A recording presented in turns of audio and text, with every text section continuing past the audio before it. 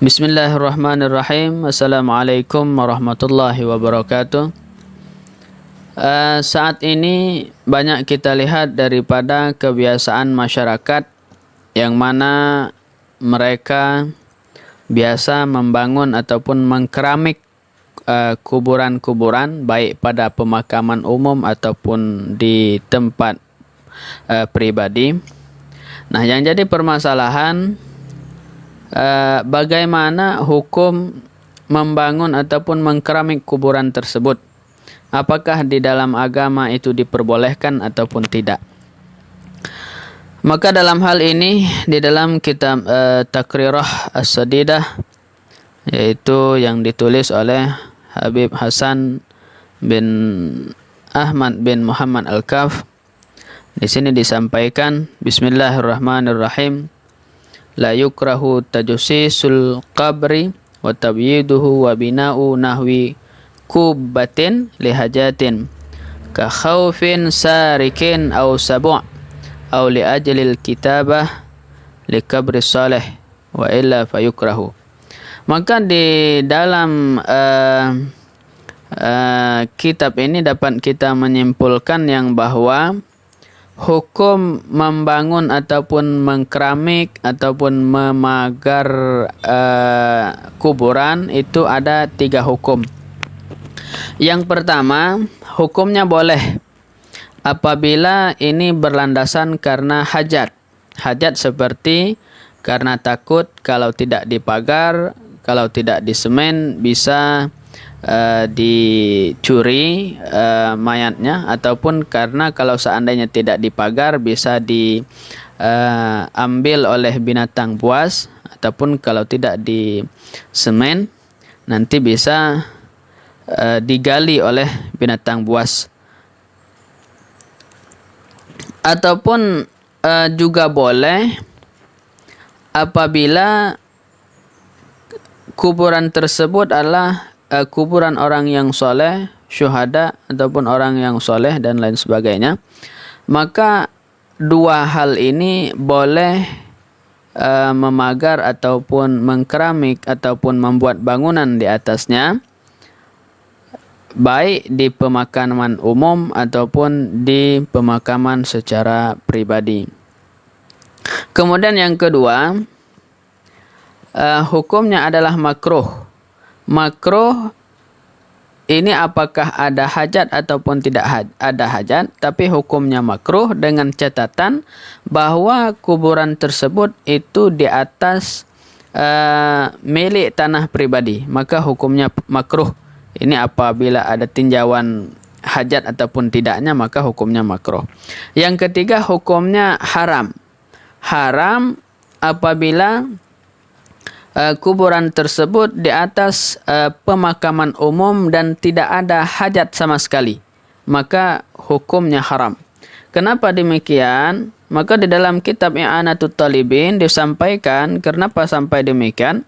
Karena kan yang pertama adalah berlandasan hadis, yaitu riwayat Muslim nomor hadis 970. Rasulullah sallallahu alaihi wasallam bersabda, "Naha Rasulullah sallallahu alaihi wasallam ayyujassasal qabr wa ayyubna alaihi wa ayyuqada alaihi." Bahwa Rasulullah melarang mewarnai kuburan ataupun membangun di atas kuburan ataupun duduk di atas kuburan. Itu alasan yang pertama. Yang kedua, dikarenakan apabila kuburan tersebut nantinya dibangun, dikeramik dan lain sebagainya, maka kuburan tersebut akan menjadi kekal meskipun jenazah yang ada di dalamnya sudah binasa, sudah tidak ada lagi, sudah habis. Maka apabila kuburan masih ternampak kekal, ini bisa mempersulitkan kepada orang-orang Islam yang kemudian untuk menguburkan orang Islam yang meninggal lainnya. Dalam arti kata, dengan adanya keramik tersebut sehingga mempersempit lahan, mempersempit tanah kuburan, sulit untuk mencari tempat untuk orang-orang Muslim yang meninggal selanjutnya. Maka oleh karena alasan ini, Maka oleh karena alasan ini, di dalam syariat itu diharamkan mengkeramik ataupun memagar kuburan yang ada di pemakaman umum kalau seandainya tidak ada hajat. Kalau ada hajat, maka hukumnya boleh.